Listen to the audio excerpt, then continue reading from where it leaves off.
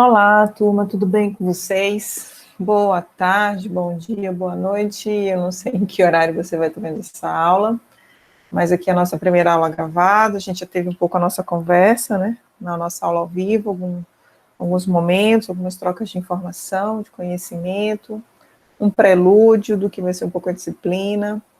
Já me apresentei um pouco para vocês. Fico feliz em poder colaborar com o curso, com a professora Ana Rita nesse momento, né? Substituindo.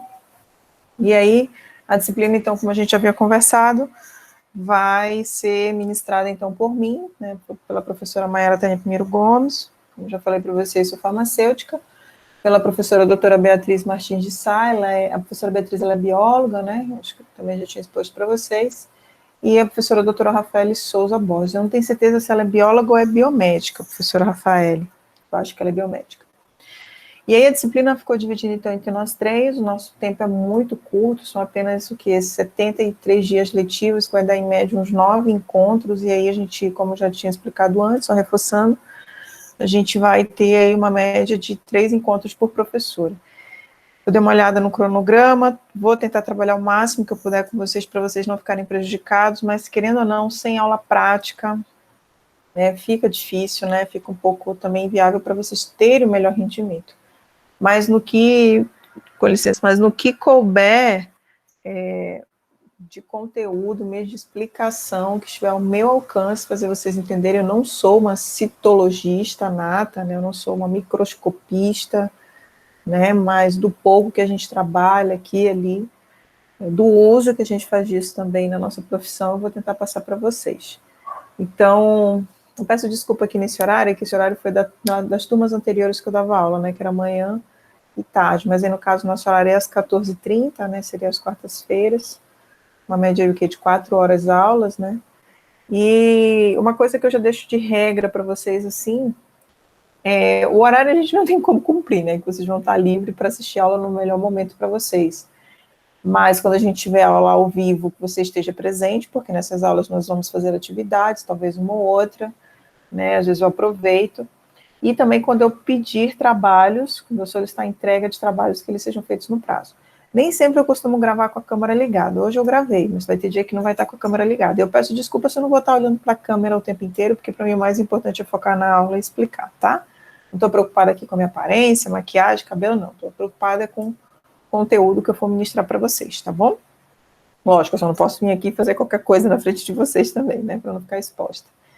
Então, vamos começar aqui essa parte da aula um pouco, ver o que a gente pode render, essas primeiras aulas gravadas, e a gente conversar. Quando a gente fala, então, na descoberta das células, tem todo um histórico por trás disso, assim, que eu não vou trazer esse histórico tão a fundo aqui agora, nem não vou expor, apresentar, mas se você tiver interesse, você busca, você corre, porque eu digo que deveria ter uma disciplina só de história de cada matéria, né, porque a história, ela é fascinante. Saber o que o cientista pensou na época, o que ele viveu, por que ele chegou naquela descoberta, é como se a gente pegasse hoje esse nosso momento e mais daqui a 100 anos quase, vamos dizer, nós vamos virar história também, né? Então, assim, eu não vou me ater na história, quem quiser aí a gente, posso deixar o material depois para você ler tudo, mas a citologia é a ciência que estuda as células, né? De um certo modo, desde a sua estrutura morfológica, a sua fisiologia, a sua bioquímica, a sua biologia celular, que são hoje todas as disciplinas que estão agregadas dentro, vamos dizer assim, da citologia, né? Então, a imunologia é uma espécie também de citologia. Então, a gente tira daí muitas informações. Então, para a gente estudar as células, ao olho humano, a gente não consegue estudar as células, porque estão além do nosso campo de visão. São estruturas micrométricas, milimétricas e até nanométricas hoje, né? E então, a gente precisa de uma estrutura, né, um equipamento, utensílios que permitam ampliar essa imagem para que a gente consiga fazer estudo, então, das células e micro-organismos semelhantes a ela. Eu sempre gosto de dar dicas, trocar pensamentos, deixar vídeos de ânimo, de estímulo, porque como professora eu vejo que o meu papel aqui é sempre estimular você, né? É sempre mostrar a sua capacidade, parabenizar você pelo trabalho, estimular você a ter criatividade, e eu também como professora ser criativa, então eu tenho que me desafiar todos os dias. Então, só o fato de estar aqui gravando aula, virando uma simples YouTube, até canal do YouTube eu já tenho, deixo as aulas lá para poder passar o link para vocês, estou aprendendo a editar, gravar, fazer tudo. Então, isso também para mim já é um grande desafio. Fico feliz, né? Estou aqui, vamos lá. Então, eu deixo esse provérbio chinês que diz o seguinte para vocês, né? Por menor que seja o seu tempo de estudo, estude, né? Não tenha medo de crescer lentamente, porém, tenha medo apenas de ficar parado.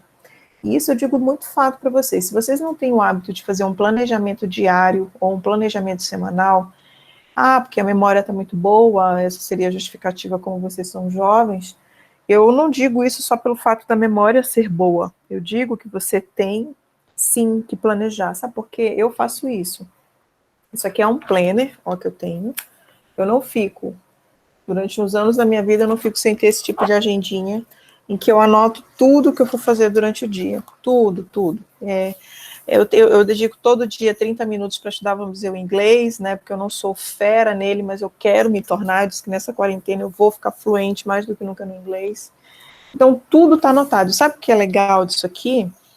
É que é tão gostosa a sensação que você tem de que você riscou e cumpriu, libera os hormônios do prazer, libera endorfinas, libera serotonina, né? Então, assim, é muito legal. Inclusive, está aqui, ó, o horário de aula que eu vou ter com vocês, no caso, eu botei aqui para gravar terça-feira à tarde, ó, gravar aulas, né?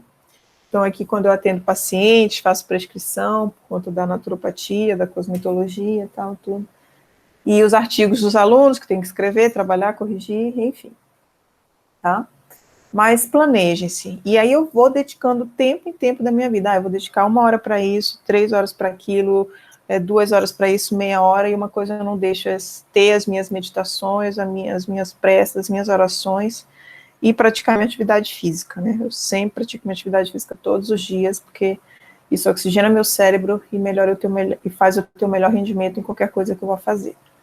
Então vamos lá, o mundo ele é micro, o mundo micro é macro, o que é até legal essa frase. É porque realmente o mundo microscópio ele é gigante, né? Se duvidar, ele é até muito maior do que nós, seres humanos, que somos macroscópicos em termos de quantidade. Eu acho que você conseguiu entender isso. Então, o mundo micro é macro em termos de quantidade. São bilhões, trilhões de células, por exemplo, que formam o nosso organismo. Aí dentro dessas trilhões de células, imagine a gente ter 4 trilhões de moléculas e tudo mais aí dentro formando o nosso organismo. Então, quando a gente fala dessa estruturação até chegar em nós, organismos, seres humanos aqui perfeitos, a gente parte do átomo, e se a gente fosse ser mais minucioso ainda dentro da área da química, professora, ela vem a senhora com química, a gente tem as partículas subatômicas, né? São aquelas que formam o átomo, então prótons, elétrons, nêutrons, a gente já tem partículas menores que elas, né? Os quarks, enfim. Então, sempre essas estruturas menores, elas têm que ir se complexando umas com as outras de maneira estável, para que atenda a necessidade uma da outra, para que ela sempre vá formando um próximo produto maior do que era o anterior. E isso a gente vê notório na nossa constituição corporal.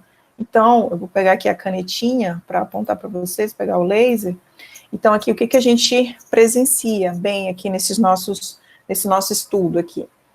Então, o átomo, conjunto de átomos formam moléculas, né? Então, alguns átomos reunidos entre si, pode ser a partir de 2 átomos em diante eu já tenho a molécula, que a gente poderia dar exemplo de uma molécula de água, vamos dizer, 2 átomos de hidrogênio e 1 de oxigênio. Mas não seria água para formar essa macromolécula, né? Mas então, esses átomos reunidos entre si formam uma macromolécula maior. Imagina que aqui é um aminoácido, e aqui a gente teria carbono, aqui a gente teria nitrogênio, aqui a gente teria hidrogênio. A junção deles formaria um aminoácido primário, e a junção desses vários aminoácidos, imagina que forma uma molécula maior, que seria uma macromolécula, que aqui vários aminoácidos juntos formam o quê? Uma proteína. Isso, muito bem, tenho certeza que você deve ter respondido aí, parabéns. Então, essa proteína, que é uma macromolécula, tendo várias macromoléculas reunidas, não só de proteínas, de lipídios, DNA, carboidratos, enzimas, né, e outras estruturas, oligoelementos, micronutrientes, como sais minerais, enfim, tudo, a água também, nos ajuda, então, agora a organizar, a padronizar, pelo menos, algo menor do que a célula, que seria uma organela, tá?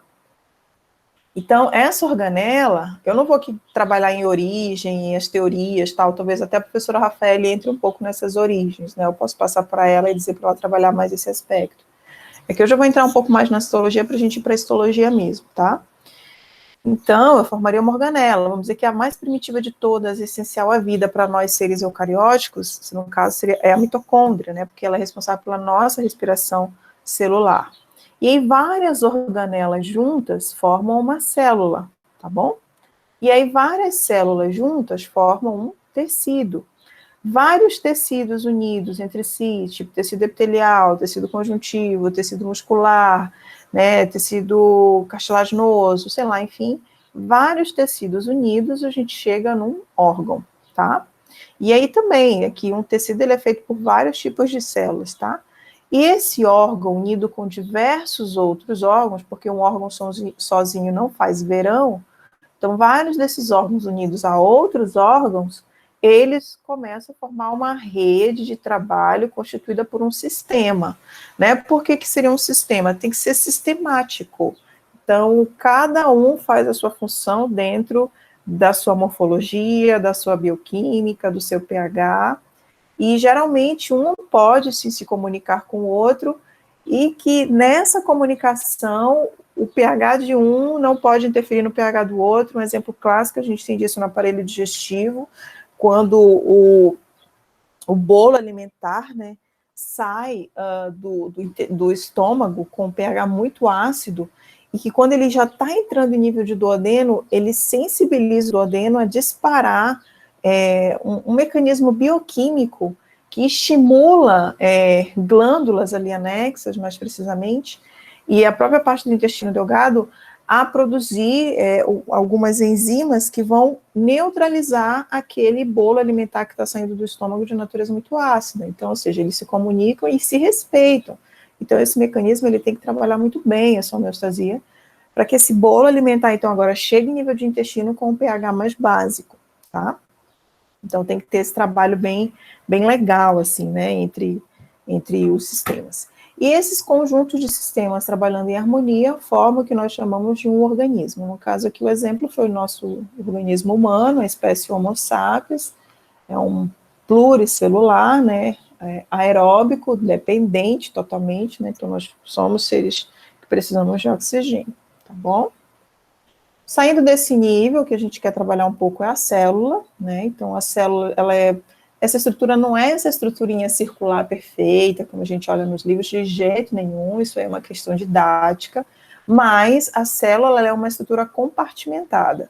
Ela é um compartimento, ela acaba que tem um espaço dela ocupando o meio que ocupa, a célula ocupa uma parte do universo, vamos dizer assim, né? Então, o universo é a parte maior, e a célula é um compartimento que se isolou, vamos dizer assim, do universo, não é que ela é isolada, deixa esse isolado entre aspas, tá? Ela, né, esse isolado entre aspas, porque ela tem comunicação com o universo, mas ela se compartimentou. Então, aqui dentro eu sou célula, aqui fora eu não sou célula, tá? Então, esse é interessante. Muitos citologistas gostam muito de usar essa exemplificação, justamente dizendo isso, que o começo da vida, quando a gente estuda a citologia celular propriamente dita, é quando, na origem, né, vamos dizer assim, dos seres, houve a compartimentação. Então, tendo uma estrutura compartimentada, organizada, e que é apta a uma sobrevivência, a gente tem um padrão, então, de uma célula. Não é à toa que a gente tem seres vivos que são unicelulares, né, e vivem perfeitamente bem, né? Eles fazem todas as funções necessárias para que mantenham a vida. Então, tá aqui a célula a gente sabe que ela é formada por um núcleo. Nesse núcleo a gente tem uma cariomembrana que reveste esse núcleo, que também isola dessa região mais ampla, que é chamada de citoplasma. No citoplasma estão mergulhadas diversas outras organelas, assim também como proteínas de padrão solúvel e proteínas de padrão insolúvel. Temos água, temos sais minerais, tá? Temos enzimas aqui dentro. No núcleo a gente tem o material genético, né, muito importante, que é o responsável pela codificação, pela interpretação e pela, vamos dizer assim, é o conjunto de informação, né, é o HD, vamos dizer assim, da célula, é isso. Então, aqui a gente tem o exemplo dos lisossomas, o citoplasma, os retículos endoplasmáticos, o ribossomo, o núcleo centríolos, que são muito importantes para para fagocitose, né, para divisão celular, enfim. A gente tem algumas vesículas, né, que acabam que são espaços, são tipo vacúolos, às vezes, que se fundem com a membrana, assim como o exemplo do próprio lisossomo, mitocôndria e complexo de Golgi. Aqui a gente faz uma comparação que a célula ela é muito semelhante, isso aqui, o que vocês estão olhando nessa imagem? Essa imagem, ela é uma fábrica, né? Então aqui a gente tem a área justamente de combustão, vamos dizer assim, da fábrica, em que manda para o meio externo, né, a fuligem daquilo que foi queimado. Então é uma usina, como se fosse uma usina, então a célula é muito semelhante a isso. Então numa fábrica a gente tem vários compartimentos, né, vários setores, vários departamentos, até que ela realmente não tem interesse, vamos dizer assim, em determinado material e promova a degradação desse material e ou queime, né, ou destrua em fibras para que ela tire toda a energia que ela precisa. Esse aqui é um vídeo, eu peço paciência para vocês, eu vou clicar nele aqui agora. Deixa eu tirar aqui a caneta, porque eu acho que a caneta ela não permite, mas eu vou clicar nele. Isso. Esse vídeo fui eu que fiz em uma das nossas aulas, justamente nessa disciplina que eu dou aula prática, os alunos eles ficam até assustados. Daqui na primeira aula, eu já peço para os alunos, às vezes, alguns irem para o banheiro, os meninos, né? Vou colocar aqui para ir rodando só um instantinho, vou dar uma pausa nele. Os meninos irem para o banheiro e coletarem material, né? Vocês já estão sabendo que material é esse. É isso mesmo, é esperma. Todo mundo, meu Deus, professor, não estou nem aí, minha filha. Vá lá para o banheiro, né? Faça um grupinho aí de meninos, não precisa saber de quem é a amostra. É engraçado que na hora da aula prática vem todo mundo junto, aí parece que vai deixando um de cada vez, assim, para que eu não veja o potinho de quem é, né? E eu peço para eles contribuírem com a ciência. Mas, meu Deus, professora, a senhora está estimulando a masturbação. Eu disse, não, isso não é masturbação. A masturbação é uma outra filosofia. Isso aqui é um material biológico, eu preciso desse material biológico para fazer uma análise, tá? Então, como você vai produzir aí é outra história. E aí, então, isso aí eu filmei numa aula nossa, né, para mostrar que isso aqui é um padrão de célula, tá? Então, só para você entender que uma célula não é aquilo redondinho, né? Então, o espermatozoide, ele é uma célula. E aqui a gente avalia, isso aqui é interessante, que é uma célula com atividade, uma célula, né, viva aqui. A gente avalia o movimento, quando a gente faz o exame de espermograma, a gente avalia o movimento dessa célula, se ela está no movimento retilíneo, se ela está circular, se esses espermatozoides eles estão presentes com a cauda direitinho, né, o movimento flagelar, a quantidade deles, o pH, a liquefação do esperma, tudo isso a gente avalia, o cheiro também, a cor também, né, então esse videozinho é uma aula que sempre bomba, viu, os alunos gostam muito quando a gente consegue fazer essa aula prática, né, que o aluno está mal entrando na faculdade, já está pegando essas coisas, ele fica todo empolgado. E aí, quando a gente fala em citologia, a gente estuda também dentro da citologia aquilo que a gente chama de biologia molecular, que eu não sei se vocês tiveram essa disciplina, se vão ter, então aqui eu só vou dar uma pincelada, não vou entrar em detalhes, mas quando a gente fala da célula, e quando a gente fala da biologia molecular, a biologia molecular ela é um ramo da citologia, tá? Em que ela busca estudar o que da célula? As moléculas, tá? Todas as moléculas que estão na célula, desde aquelas que estão lá no citoplasma, presas na membrana plasmática, aquelas que estão no citoplasma, aquelas que nem existem, mas são expressas num estímulo específico, tá? E então, muitas dessas moléculas são extremamente importantes na resposta celular, né? A falta de uma onera essa resposta, o excesso de uma pode onerar, então tem que ter um equilíbrio, uma homeostasia. Então, deixa eu dar aqui, vamos começar por onde? Então, por exemplo, aqui a gente tem o estresse, né? Geralmente esse padrão de proteína que transpõe a membrana 1, 2, 3, 4, 5, 6, 7 vezes são receptores de quimiocinas. Geralmente as quimiocinas, elas são proteínas que estão relacionadas com inflamação, com estresse oxidativo, por isso que está escrito aqui. Aí essa proteína, ela está na membrana, né? Transpõe a membrana 7 vezes, ela ativa um mensageiro, vamos dizer assim, secundário, que é uma cascata de fosforilação, vamos dizer assim. Então, essas fosforilações, elas vão ocorrendo em padrões de proteínas aqui dentro, que o que é esse fosforilar? Que às vezes, assim, quando eu fosforilo uma determinada enzima, eu a ativo. E quando eu a desfosforilo, eu posso inativar, ou o contrário, às vezes eu ativo uma proteína quando eu a desfosforilo, é como se a presença do fósforo deixasse ela inativa, eu tirei, ela se ativa, e o contrário também pode ser verdadeiro, tá? E aí, no caso desse estresse, às vezes que tem um sinal de estresse, ativa essa cascata fosforilase, alguma coisa do tipo, essa fosforilação, essa fosforilação ela pode bloquear o quadro de apoptose dessa célula. Isso aqui é um sinal de que bloqueia, né? Então, esse estresse, essa inflamação bloqueia essa célula, caso ela pudesse entrar em apoptose. O que é legal aqui, que um outro marcador de membrana para apoptose é essa proteína FAS. Vai ter um vídeo lá na frente que eu vou mostrar para vocês isso aqui, tá? Essa proteína FAS, ela é expressa toda vez que uma célula, ela está em sinalização de apoptose. E quando é que essa sinalização vem? É quando essa sinalização de apoptose vem de fora, tá? Porque as células podem sofrer apoptose. Na verdade, sofrem. Então, e tem dois tipos de estímulos de apoptose. Tem aquela que a célula já nasce com a programação dela de morte, que eu digo que a apoptose é uma morte silenciosa, ela não tem que fazer escândalo, ela tem que morrer em silêncio. E tem, às vezes, aquela célula que está contaminada, que está infectada com determinado parasita, e aí ela tem que ser induzida à morte. Então, esse aqui é um mecanismo de indução de morte, é essa proteína FAS. Quando a célula expressa essa proteína FAS na membrana dela, ela vai ter uma outra célula que se liga a isso aqui e desencadeia a apoptose. Aqui a gente tem, por exemplo, os hormônios glicocorticoides, os receptores dos hormônios glicocorticoides são receptores intracelulares, eles são aqueles hormônios que estão intimamente ligados diretamente com a transcrição celular, tá? Então, por isso que ele transpõe muito facilmente a parede, a membrana celular do núcleo, e se liga lá em nível de DNA e aqui faz a transcrição do DNA, tá? Então, aqui a gente também tem o processo de internalização né, de proteínas. Então, por exemplo,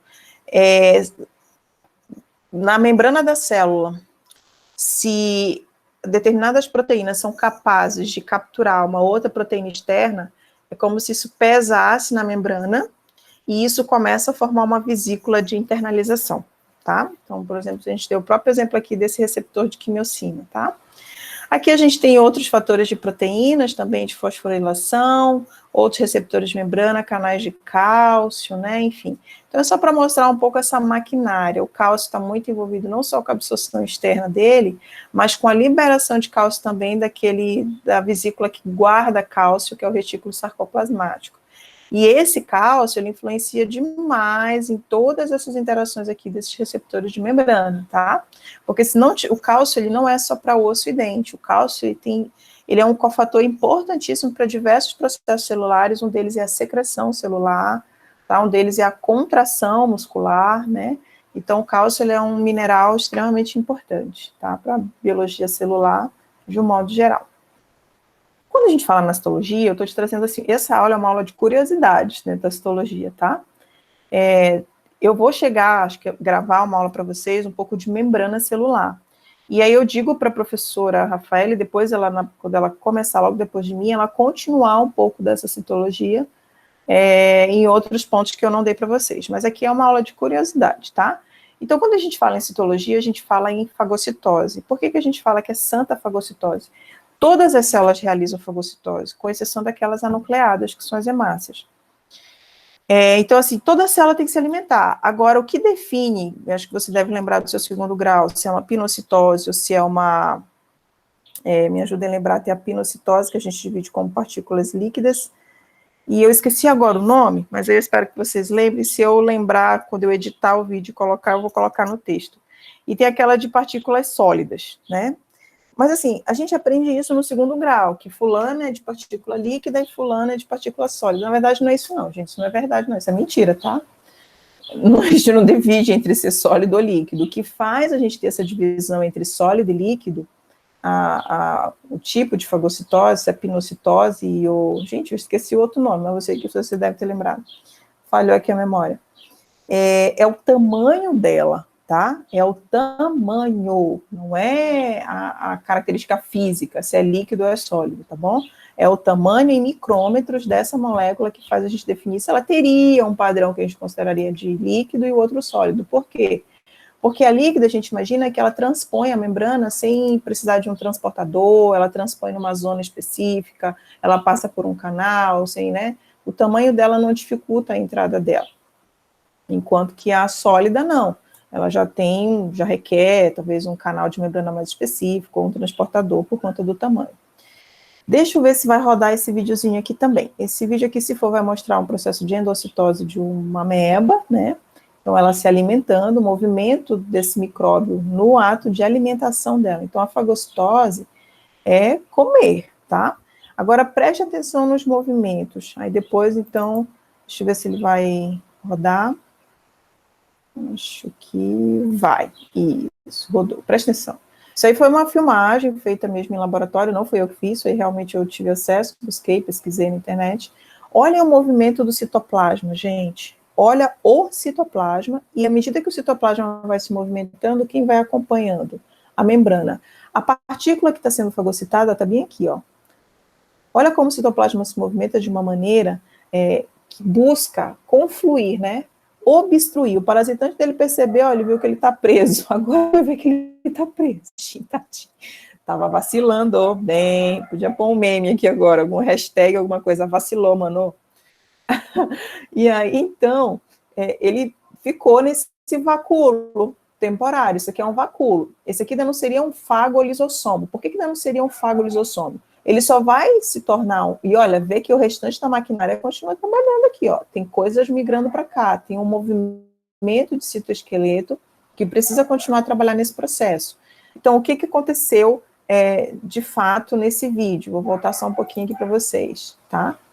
Deixa eu ver aqui para ele rodar, só para eu explicar. Agora, meu querido, você vai rodar 2 vezes para mim.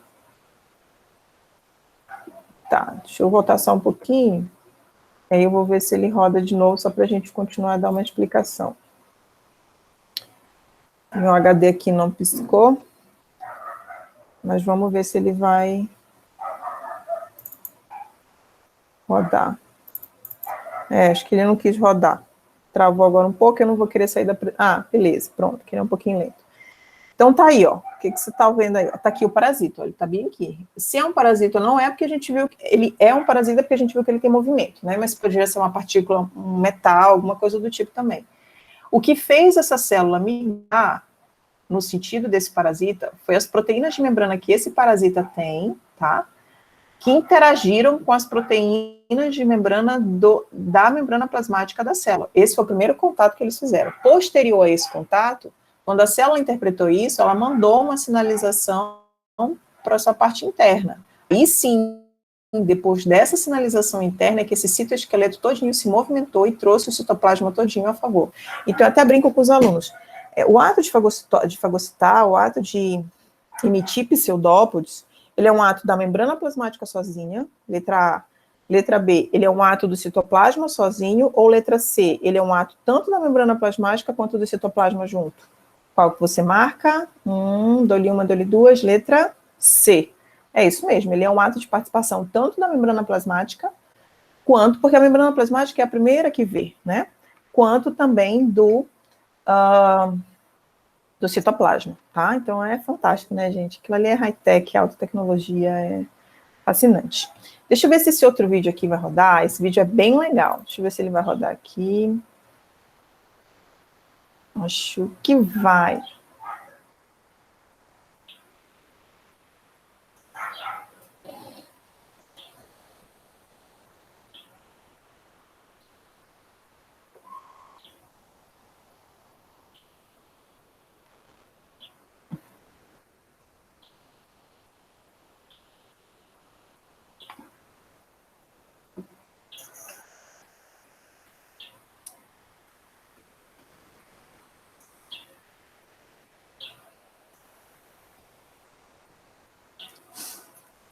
Muito legal, né? É bom que esse vídeo já economizou minha voz. Gente, isso é uma caçada.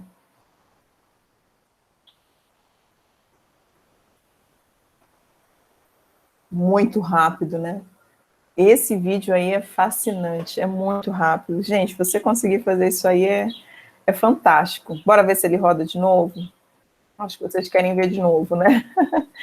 Bora ver se ele vai rodar. Eu adorei porque economiza a minha voz. A explicação já está bem clara, né? É um outro processo de fagocitose que a gente está vendo, vai rodar.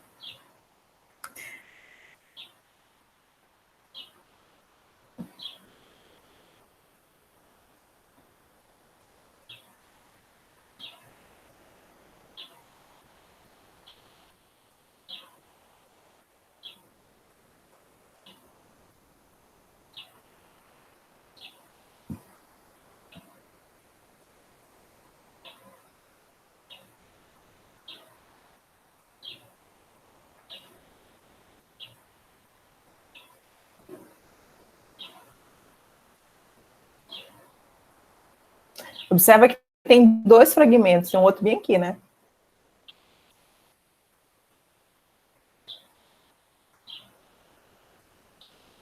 Show, né?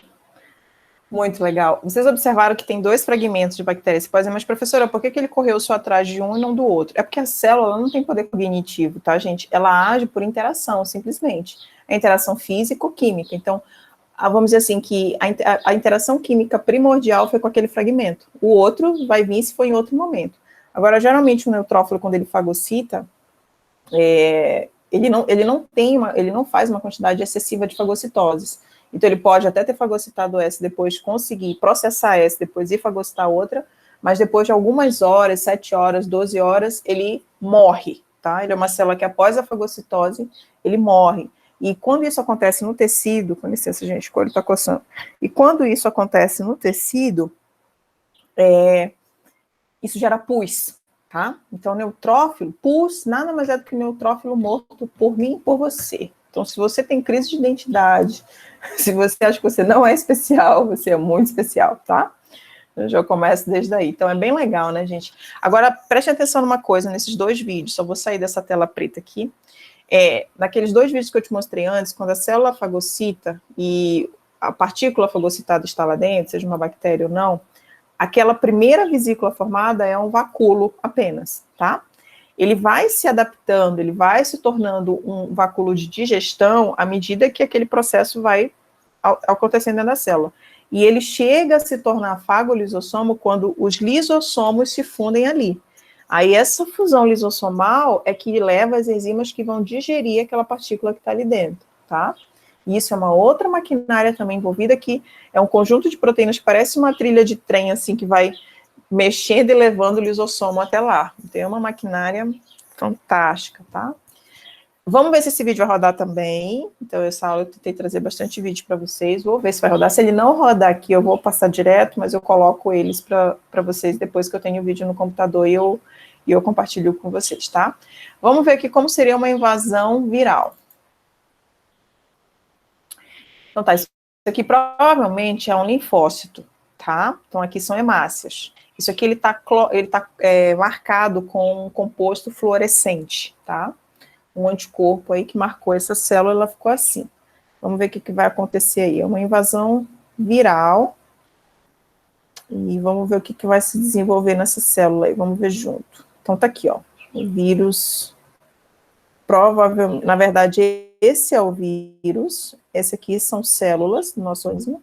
O vírus, ele vai com certeza tentar colocar dentro desta célula o material genético dele, tá? Então, a gente conseguiu marcar esse vírus com uma substância, olha aqui, olha ele fragmentando, olha, é tipo bacteriófago, sabe? Ele está colocando a parte dele, ó, ele prendeu, como que ele conseguiu prender isso? Por proteínas de membrana. Tá aí, ó, o vírus entrou na célula.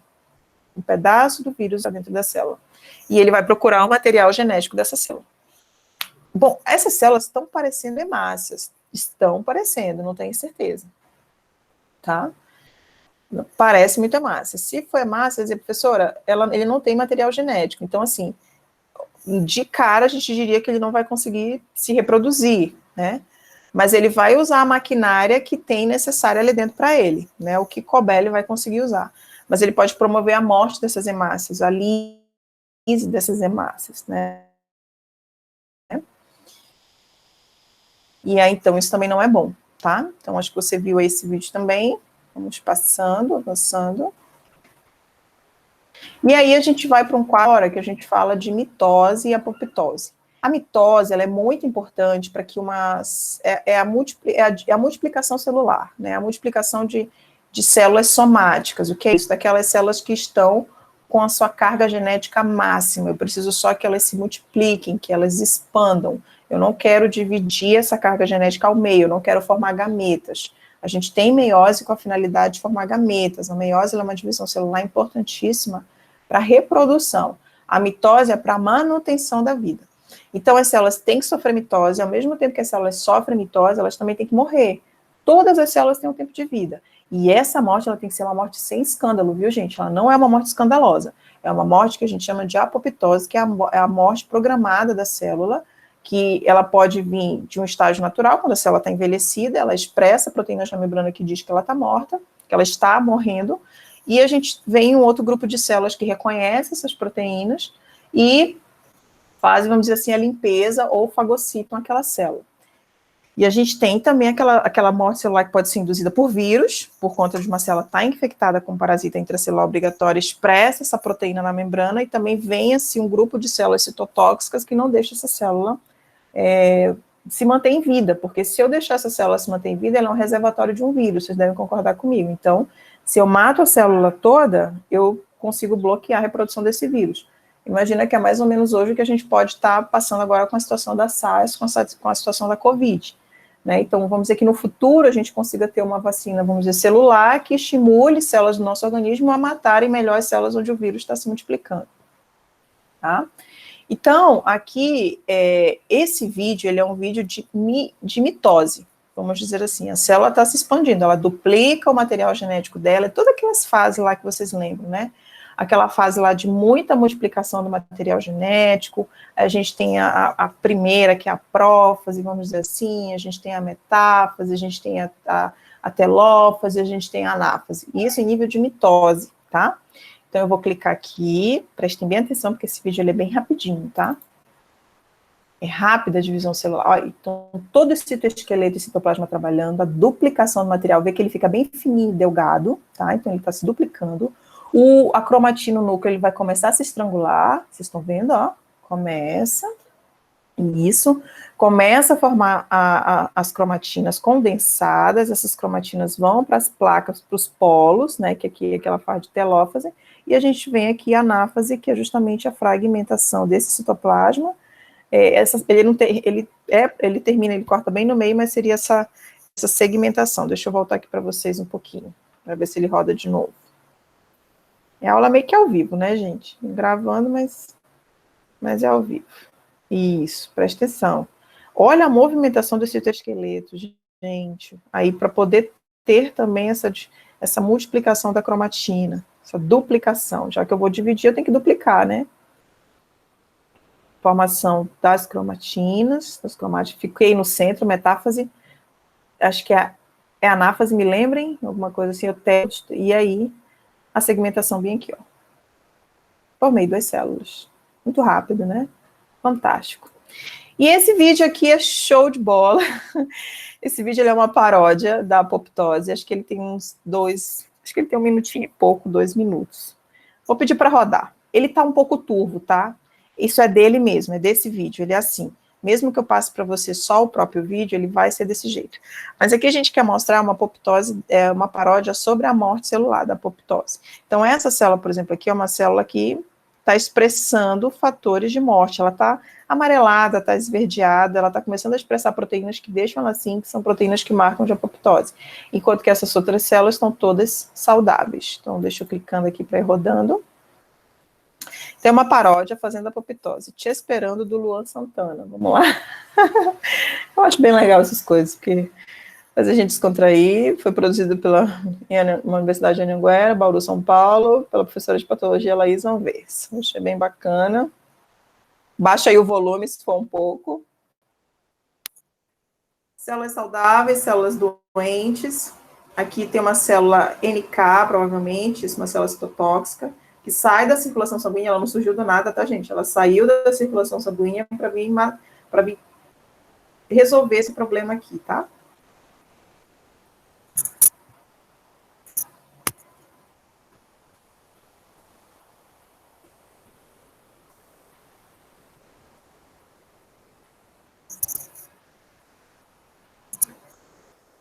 Membrana plasmática da célula doente ampliada. Aqui é aquela célula citotóxica que chegou. Nessa célula doente, ó, ela tem isso aqui, ó. Ela expressa proteínas, só que elas faz. Aí a célula NK reconhece essa proteína faz, ó. Elas se ligam. Tá? Isso é mostrando de uma maneira mais ampliada. Aí lá dentro ocorre a ativação de um conjunto de proteínas que a gente chama de caspases.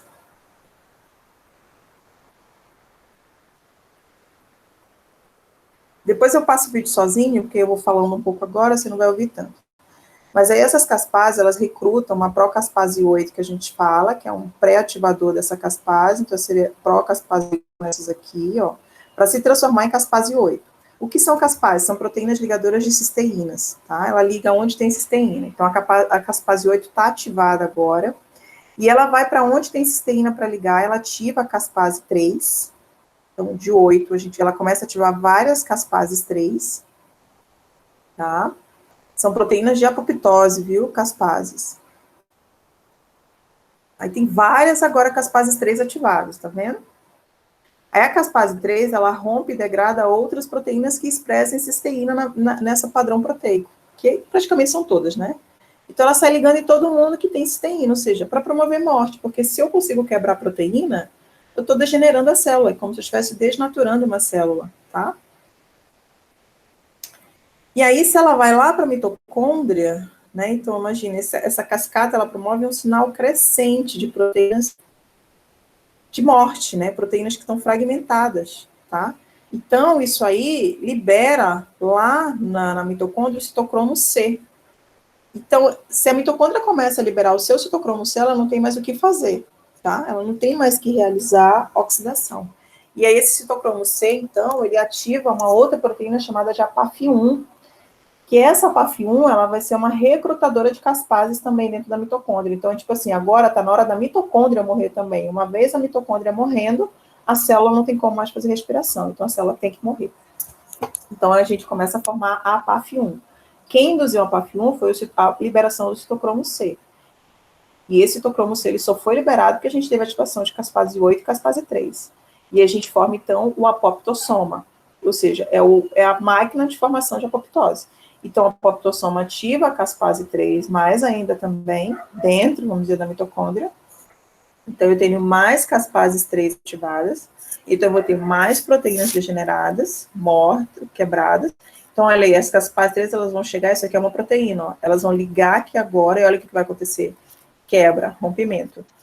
Então, imagina onde eu tenho padrão proteico. Já era, deixa de existir. Então, a célula vai morrer. É o que a gente vai ver mais na frente. Olha o que vai acontecer com a célula. É como se fosse, ela implode de dentro para fora, né? Então, isso é apoptose. Ela vai formar vários pequenos vacúolozinhos, vamos dizer, né? Vesículas. E aí, depois vem macrófagos e começam a digerir tudo isso aqui, tá? Apoptose. Eu tive que falar agora para poder te explicar. Aí você vai voltar aí a aula e vai ver. Mas aí eu vou passar esse vídeo separado, porque aí você consegue ouvir a música separada e você fica rindo aí sozinho, tá bom? Isso aqui é muito comum, a gente ver figuras como essas, que às vezes a gente imagina que está vendo um coração, isso aqui é uma imagem real, tá? De histologia. E aí, então, quando a gente entra na parte da histologia, a gente quer estudar os tecidos, tá? Então, eu trouxe aqui um pouquinho dos tecidos que a gente vai trabalhar com vocês. Então, por exemplo, a gente tem o tecido maior de todos, vamos dizer assim, em termos de extensão, é o tecido epitelial, que ele reveste tanto a nossa parte externa, é o que está presente na pele, mas ele também faz revestimento de mucosas, ou seja, dentro órgãos que são cavitários, tanto a parte interna desses órgãos quanto a parte externa, tá? Geralmente, posterior a um tecido epitelial, o tecido epitelial ele não existe sozinho, ele sempre tem que estar apoiado em um tecido conjuntivo, tá bom? E aí existem alguns tipos de tecidos conjuntivos e também alguns tipos de tecidos conjuntivos especiais, que a gente chama. Então, o tecido epitelial é um tecido de proteção, e geralmente de revestimento, secreção também. Ele é sensorial também, o tecido epitelial. Ele tem uma função térmica também. Tecido conjuntivo é tecido de preenchimento, tecido de nutrição, é tecido de sustentação, é tecido de resposta inflamatória, é o tecido vasculado. A pele, a parte de epiderme, ela não é vascular, né? Que é essa que a gente faz as abrasões, que a gente retira a parte mais externa, né?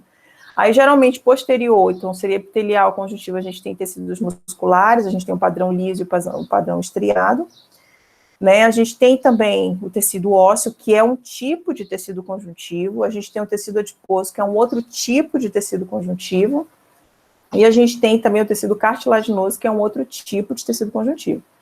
E a gente tem o mais assim, seleto de todos os tecidos, um dos primeiros a ser formados na vida embrionária é o tecido nervoso, tá? E o tecido hematopoético também, que é um tecido líquido. Pode o padrão de todos esses outros tecidos que a gente conhece são tecidos sólidos, tá?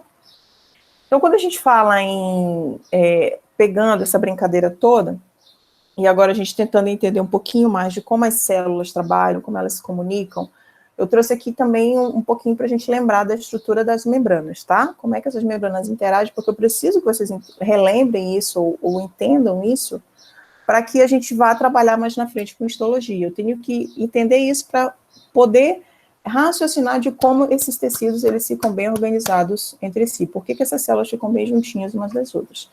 Então, quando eu trago esse slide aqui para vocês, é o slide de Davidson e Daniele, que foi a primeira proposição da estrutura da membrana plasmática. Então, como é que eles propunham que era feita a estrutura da membrana? Eles propunham que a membrana ela era formada por uma bicamada lipídica, que é o padrão que a gente entende hoje, né? Tá, então a gente teria, deixa eu pegar aqui a caneta para poder, o laser, isso. Então, uma bicamada lipídica, estão vendo aqui, tá? Onde a gente teria a porção, vamos dizer assim, a gente tem o fósforo e a porção, a porção fosfolipídica. Então, a gente teria a porção que é hidrofóbica e a porção que seria hidrofílica. Então, essa porção aqui seria a porção fósforo, que é a porção hidrofílica, e essa aqui seria a porção hidrofóbica. Então, a célula está imersa em um meio aquoso, tanto na porção interna quanto na porção externa.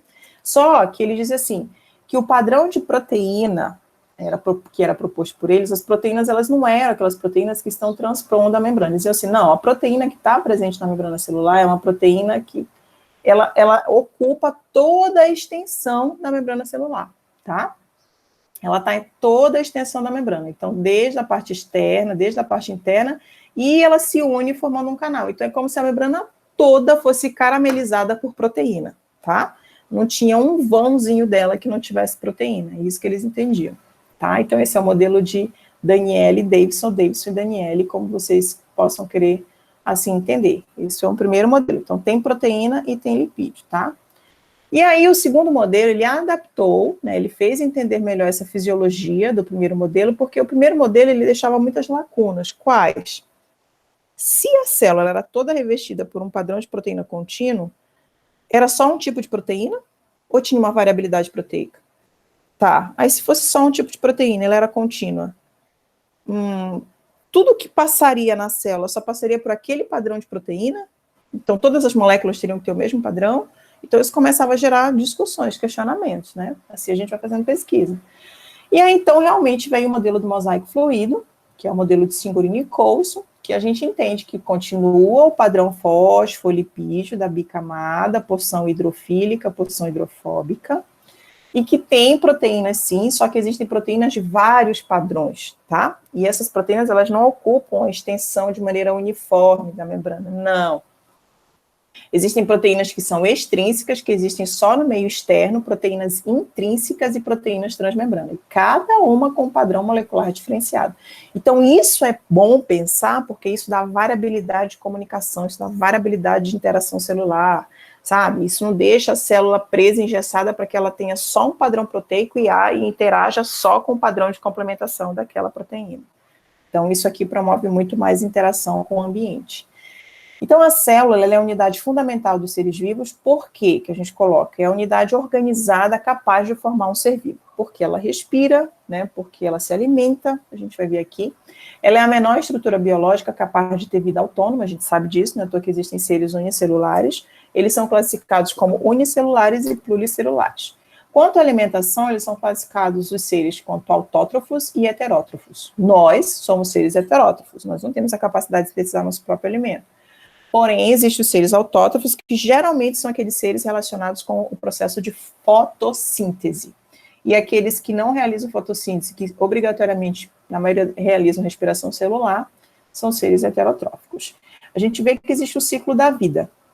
Entre os seres autotróficos, a captação da luz solar, essa conversão de luz e de energia luminosa, conversão em energia química, que no caso a glicose seria essa moeda de troca. Essa glicose, ela é fonte de alimento para organismos heterotróficos, né? Esses, por sua vez, também liberam, por conta dessas reações de combustão do alimento ingerido, água e dióxido de carbono, e essa água e esse dióxido de carbono é um produto também utilizado para formar fotossíntese. Então, é o ciclo da vida, né? Essas membranas biológicas, lembra que eu falei essa palavra?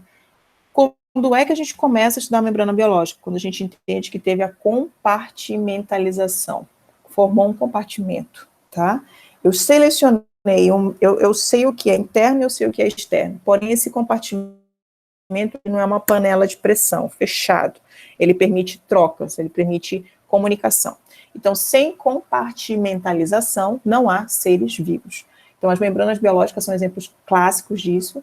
Essas membranas, elas têm a capacidade de selecionar as substâncias que vão entrar e sair da célula, como? Seja através por gradientes de concentração, que permite a gente classificar esse transporte entre com gasto de energia e sem gasto de energia, passivo ou ativo. Vamos lá? Todos os organismos vivos são arranjados em estruturas supramoleculares, ou seja, muito acima de um padrão molecular, definidas e especializadas para as funções bioquímicas que elas vão desempenhar, essas estruturas supramoleculares. Então, a gente parte desde um vírus, um bacteriógrafo, mesmo que ele seja uma estrutura muito menor que uma célula procariótica, essa estrutura que você está olhando aqui, ela é suficientemente capaz, especializada, para manter a vida desse organismo, tá? Aqui a gente tem uma célula procariótica, exemplo de uma bactéria, o seu movimento flagelar, sua estrutura, né, seu material genético disperso, seus ribossomas, enfim, isso aqui é um ser vivo, tá? Ele é muito bem arranjado e especializado, seu movimento ciliar, enfim. E aqui a gente tem um ser mais especializado ainda, que seria uma célula eucariótica, onde nela a gente tem o que difere o procarioto do eucarioto é justamente a presença da membrana nuclear, né, que isso deixa o material genético, a estrutura do núcleo muito mais direcionada para a função que ele tem que fazer, tá? E aí as organelas presentes também, ok? Então a gente já vê também que até a própria questão de tamanho vai se tornando diferente, né? Quais são as vantagens dessa organização supramolecular, então? De cada vez mais nós temos organizações de moléculas muito superiores. Eu passo a ter maior especialização molecular de função, as moléculas ficam cada vez mais especializadas, eu passo a ter a criação de microambientes de reação, e eu passo a ter a compartimentalização de reações que competirão por substratos. Vamos lá. O que é essa criação de microambientes de reação? Lembra que eu te falei? Se eu tenho compartimentos, quando eu olho aqui para a mitocôndria é um microambiente de reação, você concorda comigo? Ela tem citocromo C, né, ela tem fatores aqui que são responsáveis apenas para realizar o quê? Respiração. Se as coisas da mitocôndria vêm para dentro, vamos dizer assim, de um lisossomo, não tem como realizar a função, você entende? Então, esse é o segundo item. Então, quando a gente tem esses pontos aqui, ó, criação de microambientes, então eu tenho microambiente de reação da mitocôndria, eu tenho microambiente de um cloroplasto, se for uma célula vegetal, eu tenho microambiente de um complexo de Golgi, tá vendo? Por quê? Porque eu tenho compartimentos, e aí eu vou tendo supramoléculas especializadas para cada um desses compartimentos, tá bom? Então, essa é a vantagem dessa organização supramolecular dentro dessas organelas. Então, especialização molecular de função, aquela molécula passa a ter uma função específica por conta de estar naquela organela, eu tenho um microambiente específico para que ela reaja, tá?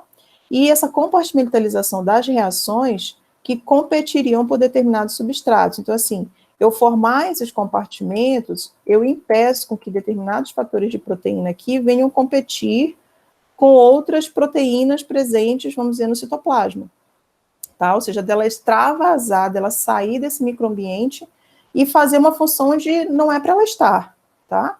Isso só vai acontecer se houver uma lesão, uma destruição dessa célula. Aí a gente tem um quadro instalado de um processo inflamatório, de uma degeneração muito complicada, tá bom? Espero que tenha dado para entender um pouquinho essa relação desses pontos aqui, dessa importância dessa organização supramolecular, tá? Então, especialização molecular de função, ou seja, eu tenho um compartimento, a molécula fica específica para aquele lugar, eu crio um microambiente para que ela trabalhe, e como eu tenho esse compartimento de reação, eu faço com que essa reação ocorra só naquele lugar, e que caso essa molécula saia desse lugar, ela não vá competir com outra coisa que não tem nada a ver com ela, tá? Então, isso tudo gera uma boa proteção. E aí, a gente passa a ter especialização de função, de quê? De proteína. A proteína, ela fica específica. Então, por exemplo, a gente tem o exemplo da mioglobina, né, que é uma proteína encontrada no citosol de células de mamíferos, e, portanto, necessita ser solúvel. Ao mesmo tempo, essa proteína transporta o oxigênio em um sítio de ligação com cargas, que poderia dificultar muito a ligação e desligamento do oxigênio. Então, ela ela tem que ter um lugar específico para atuar, para agir. A gente tem a porina, que no caso é uma proteína de canal iônico, que está inserida lá na membrana da mitocôndria, tá? Portanto, essa proteína precisa ter os seus ligadores específicos hidrofóbicos, tá? Na superfície, e polares no canal interno, que é a parte hidrofílica. Então, estão vendo, quanto mais especializada fica uma proteína, quanto mais supramolecular ela precisa ter um local certo, uma especialidade onde ela tem que atuar. Eu até brinco, eu digo assim, quando eu pego uma célula, quanto mais nova é a célula, menos marcadores de membrana ela tem. Quanto mais madura essa célula vai ficando, pareceu o Usain Bolt aqui agora, nessa minha posição. Quanto mais madura a célula vai ficando, ela vai expressando mais proteínas. Quanto mais proteínas ela expressa, mais função aquela célula tem, mais responsabilidade ela tem e mais específica ela fica para atuar em determinada função. A mesma coisa são as proteínas, tá? Então, elas vão ter um lugar específico para agir. Isso é a questão da supramolecularidade, tá? Então, essa criação desses microambientes, por exemplo, reacionais, que a gente tinha colocado aqui para ti, o exemplo clássico que ocorre lá nas mitocôndrias, vamos dizer assim, né, a cadeia transportadora de elétron na mitocôndria. Nossa, isso aqui é um efeito fantástico para... Gente, eu consegui captar elétrons, né, de um certo modo, que a gente vê da respiração celular, para que eu complexe isso no oxigênio que eu tenho ali presente para formar água, e sem, acima de tudo, formar ATP. Então, eu só vou encontrar esse padrão de proteínas em qual microambiente? Na mitocôndria, tá? Essa é a criação de microambiente reacional, tá? E quando ocorre em superfície de sólidos, né, superfícies sólidas, esses processos químicos, tá? Então, aí a gente tem, por exemplo, a coenzima Q10, é muito famosa essa coenzima Q10, é uma coenzima que participa ativamente desse ciclo redox, né, ou seja, das reações de oxirredução, que é a Q10. Então, a Q10 ela é uma coenzima hoje muito prescrita, inclusive eu prescrevo muito para alguns pacientes, que está relacionado com atividade, né, com ATP, com energia. Tem algumas pessoas que a gente tem que ter cuidado para não prescrever em grande quantidade, por exemplo, os idosos, né, principalmente se o quadro energético dele é muito ruim, então a gente tem que ter doses no máximo de 100 miligramas diária, e não durante muito tempo. Mas pessoas que praticam atividade física, vocês que estão em fase de estudo aí, muito prolongada, a coenzima Q10 é muito indicada, tá? É uma dose de 100 miligramas diária, tá bom? Então, ela participa ativamente desse processo redox aí, tá? E aí, quando a gente chega na compartimentalização dessas vias metabólicas, então, a síntese e degradação, por exemplo, de ácidos graxos, se a gente te dá, né? Então, aqui a gente tem uma célula animal e aqui a gente tem uma célula vegetal. Então, quando a gente pega a mitocôndria, né, que é a oxidação dos ácidos graxos, vamos dizer assim, né, então a gente tem essa oxidação tanto na célula vegetal quanto na célula animal, tá? E isso está dentro de um compartimento específico, qual? Mitocôndrias, tá bom? A gente tem os retículos endoplasmáticos, tanto na célula vegetal, é compartimento, tá vendo? Isso é um compartimento específico, ocorre vias metabólicas aqui dentro.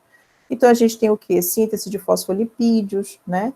A gente tem síntese de gesterol, no caso, né? Dependendo se for o retículo endoplasmático liso, tá? Ácidos graxos, pode ter tanto o alongamento deles, a produção, quanto a desnaturação deles.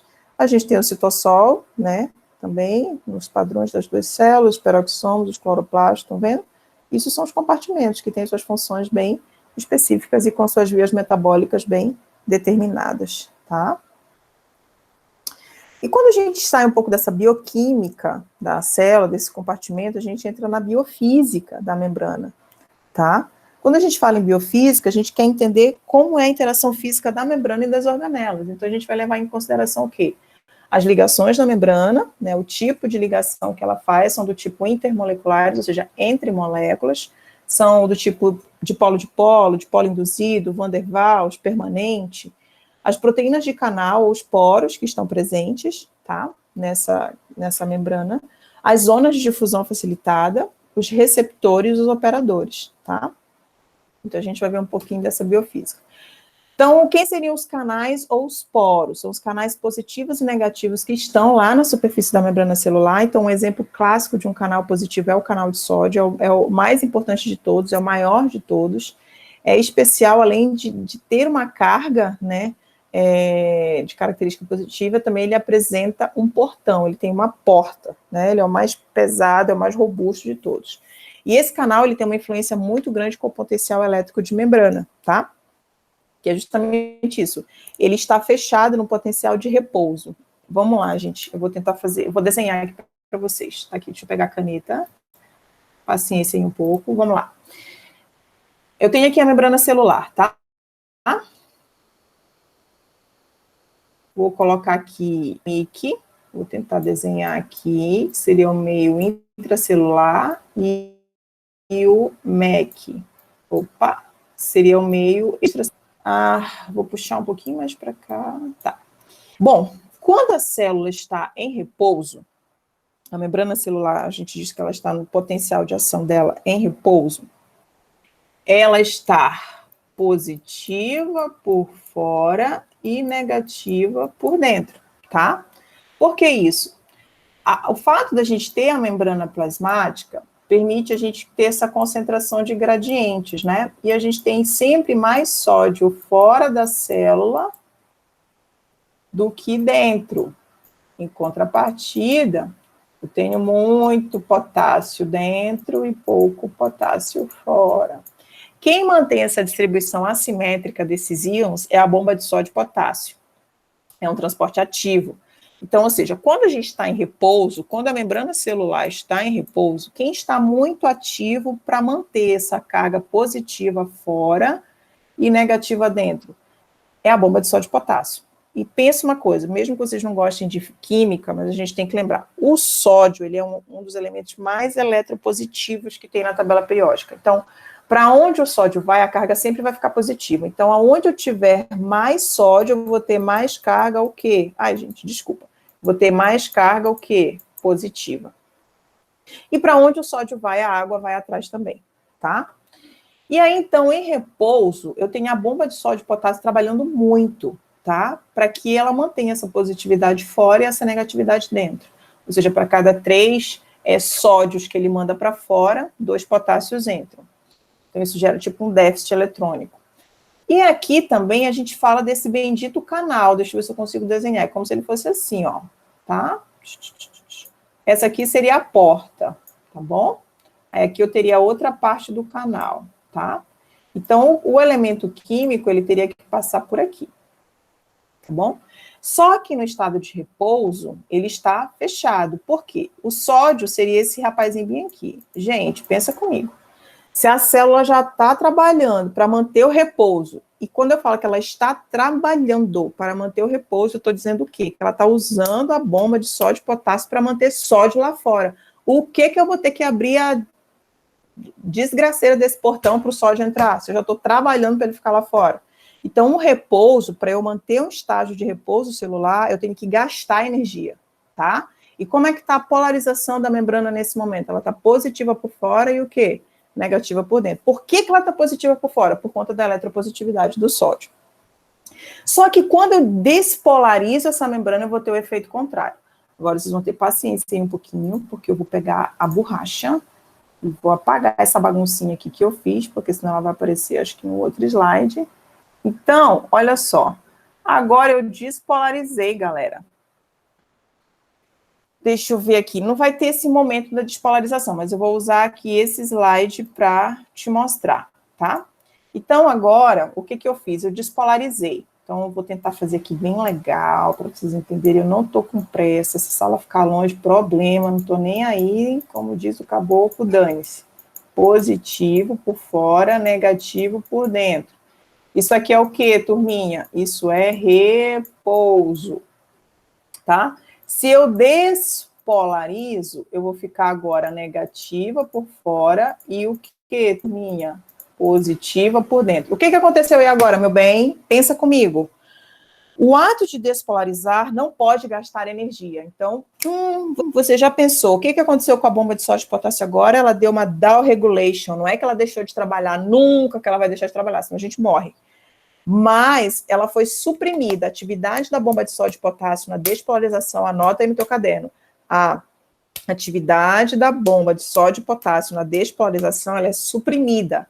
Por quê? Porque agora, meu amor, por conta da despolarização, da bendita despolarização, esse canal aqui, ele abre, olha a portinha aqui, abrindo.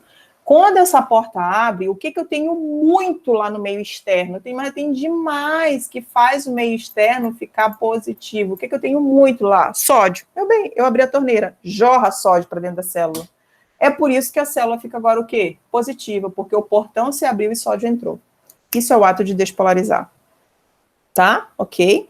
E aí, a parte interna desse canal ela tem que ser negativa, para que a partícula positiva consiga ter atração eletrostática e entrar. Porque se fosse, aqui como você está olhando, ó, se fosse, quando é uma partícula negativa, ela não passa. Ela é repelida, tá? Esse aqui é o caso do canal, do portão. É ele que eu estou trabalhando aqui agora com você. Esses outros aqui são outra história. Eu estou trabalhando aqui, ó, no portão. E aí, despolariza e agora eu vou o quê, meu bem? Fala aí, galerinha, comigo, hashtag. Eu vou repolarizar. Quando eu repolarizo, eu tenho que voltar para cá. Então, o que eu tenho que fazer? Eu tenho que ficar positiva de novo por fora e o quê? Negativa por dentro. E aí, então, isso aqui agora faz o quê? O canal fecha, porque eu não vou deixar mais sódio entrar.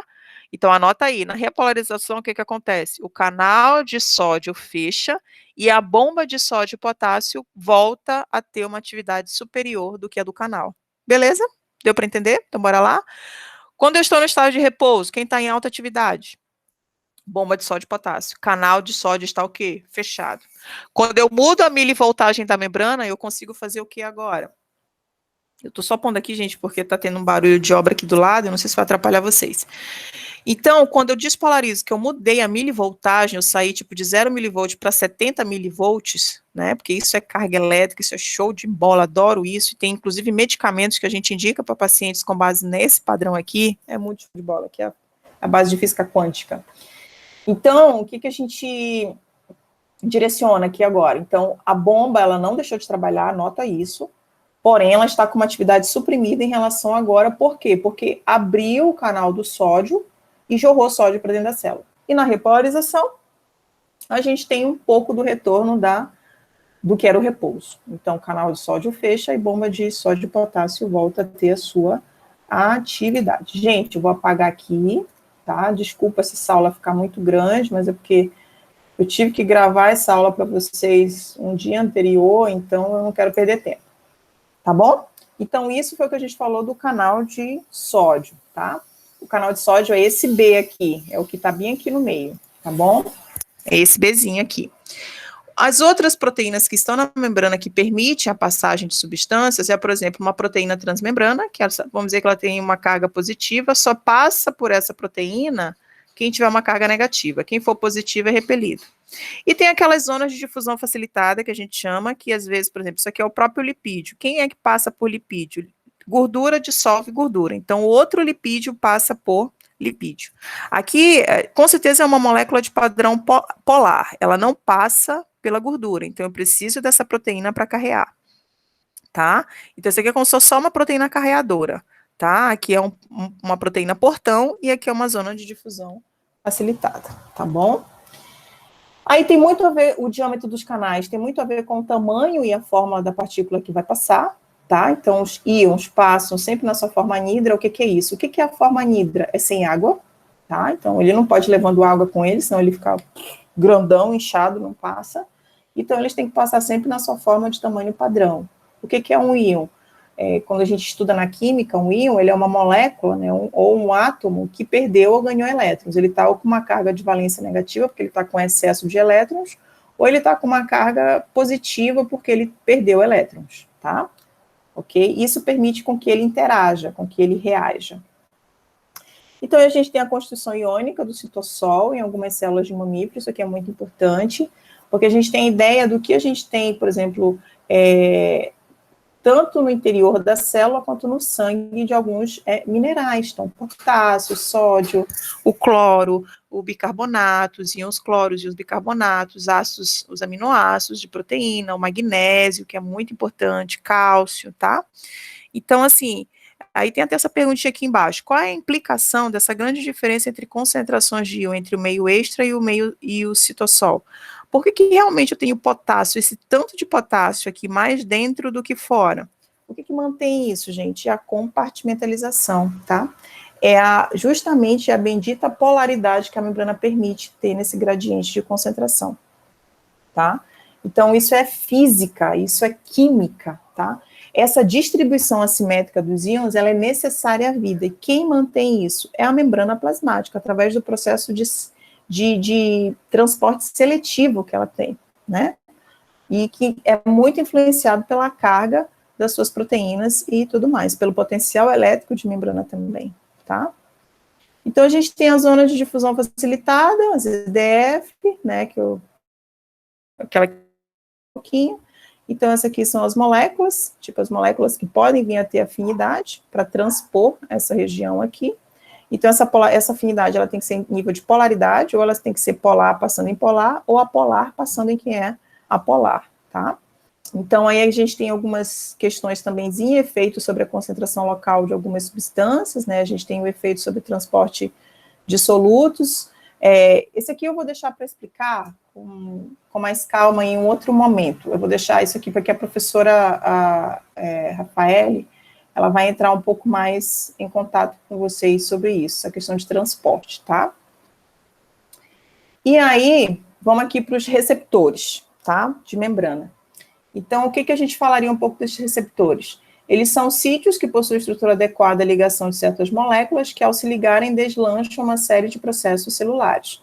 Então, aqui a gente tem um exemplo de um receptor, a molécula que se liga nesse receptor, e uma vez essa molécula ligada num receptor de membrana que está lá presente, ela ativa um segundo mensageiro que promove a quebra de outras moléculas aqui internas para que a gente possa ter um efeito celular. Isso aqui é muito comum nos processos de, vamos dizer assim, de respostas inflamatórias, vamos dizer assim, né? Que a gente tem uma molécula que tem que ter uma complementação molecular com esse receptor e ativar, assim, então, o segundo mensageiro de fosforilação ou não, para que tenha o efeito da resposta que a gente quer. Exemplos de receptores, a gente tem aqueles que estão na membrana, são hormônios proteicos, como adrenalina, acetilcolina, insulina, glucagon.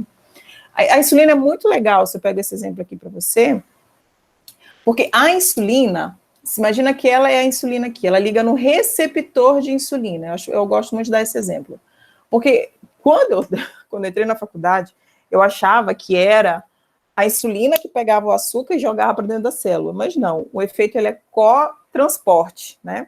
Como é que é isso? Aqui é a insulina, ela se liga no receptor dela, quando ela se liga, ela ativa essas proteínas intrínsecas aqui, de fosforilação, que desencadeia uma resposta lateral, aqui, um efeito colateral, em que aqui do lado eu poderia ter, deixa eu pegar aqui a caneta, para você pensar comigo. Enquanto que aqui é que eu vou ter o verdadeiro transportador de glicose, os GLUT, tá? Mais precisamente os padrões 4. Então, a ativação do receptor de insulina é que ativa a GLUT. Aí sim a glicose faz o quê? Entra para a célula, tá? É um efeito que a gente chama de cotransporte, tá? E a insulina, ela é um hormônio de padrão proteico e o receptor dela é de membrana. Por quê? Porque a gente pode ter também receptores no citossol, que com certeza, para ser um receptor de citossol, eles têm que ser receptores lipídicos, eles têm que ser, moléculas de padrão lipídico, tá? Então, tipo andrógenos, hormônios, estrógenos, corticoides, e o próprio receptor de cálcio que está ali dentro, que é a calmodulina, que ela já se encontra lá. Por quê? Porque esse receptor de cálcio, ele capta o cálcio tanto que vem do meio externo, quanto o cálcio que sai do retículo sarcoplasmático, que já está ali guardado na membrana celular, tá? Então, a gente tem aqui esses padrões de receptores, né? A gente tem um receptor que ele não precisa de uma molécula de adesão inicial para que possa torná-lo ativo, por si só, ele ali, a presença dele já pode permitir a passagem de um determinado composto, que a gente tem o próprio exemplo do sódio, que é o portão, né? O que a única coisa que tem que respeitar para o sódio entrar é a polaridade dele, tá? Então, se o sódio é positivo, o canal ele tem que se orientar com cargas negativas para que possa atrair o sódio. Mas, se eu chego com uma substância que bloqueia isso, vamos lá, como é que eu posso bloquear a captação do sódio? Se no receptor do sódio eu colocar uma molécula, permitir com que essa molécula tenha uma ligação com esse receptor, e aí essa molécula ela tem um padrão positivo, e ela, então, meio que fecha esse canal, então todas as moléculas que teriam um padrão positivo para entrar aqui, elas iam ser repelidas por essa molécula.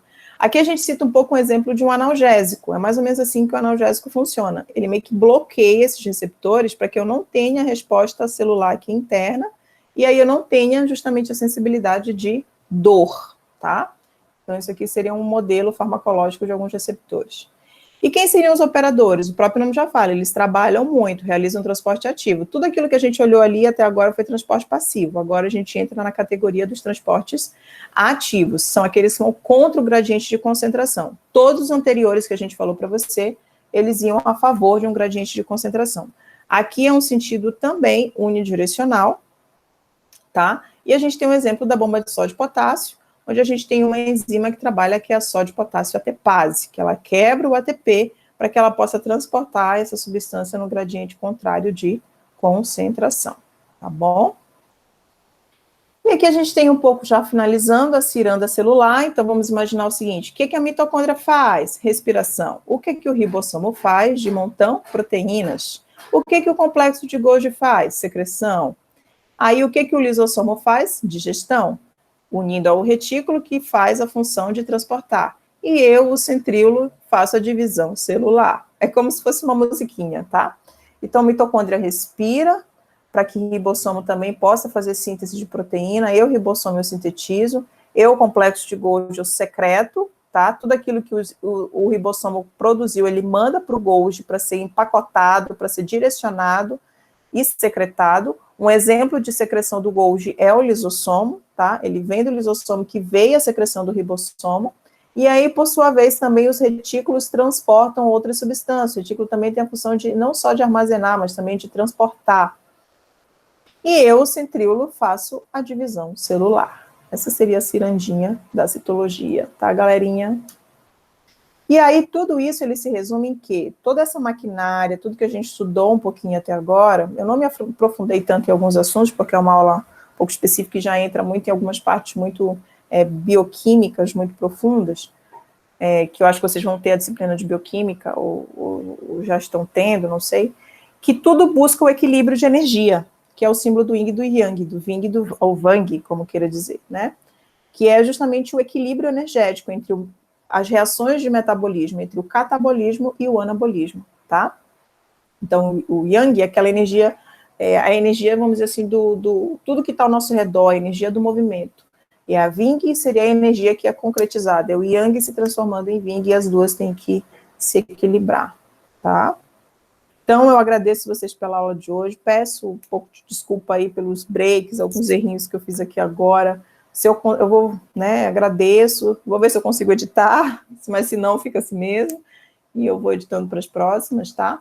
Mas eu deixo aí para vocês alguns contatos de projetos que a gente tem nas redes sociais, né? Deixo meu e-mail, deixo meus Instagrams de alguns trabalhos que eu tenho como empresária, tenho minha empresa de cosméticos naturais, tenho meu Instagram pessoal da professora Maiara, tem o Instagram do nosso laboratório de pesquisa, que é o LBPN, tem o Instagram de um projeto de extensão que nós temos, que alguns alunos da enfermagem já participaram conosco, mas em virtude da pandemia, esse projeto está parado, que é um projeto de uma grande, né, ação de saúde, que é o PESC, se vocês puderem dar uma olhadinha lá no Instagram. E também eu tenho projetos à parte, que eu realizo com mulheres, também na parte de capacitação, vamos dizer assim, né, de empoderamento, vamos dizer assim, para mulheres, que é esse projeto recente que eu criei agora, que ele abrange em vários aspectos um auxílio para as mulheres, que é o projeto ela.com, tá bom? Então, eu agradeço a vocês pela atenção, fiquem com Deus, graça e paz, e eu espero que a gente possa se encontrar aí nas nossas próximas aulas, tá bom? Abraço, fiquem com Deus.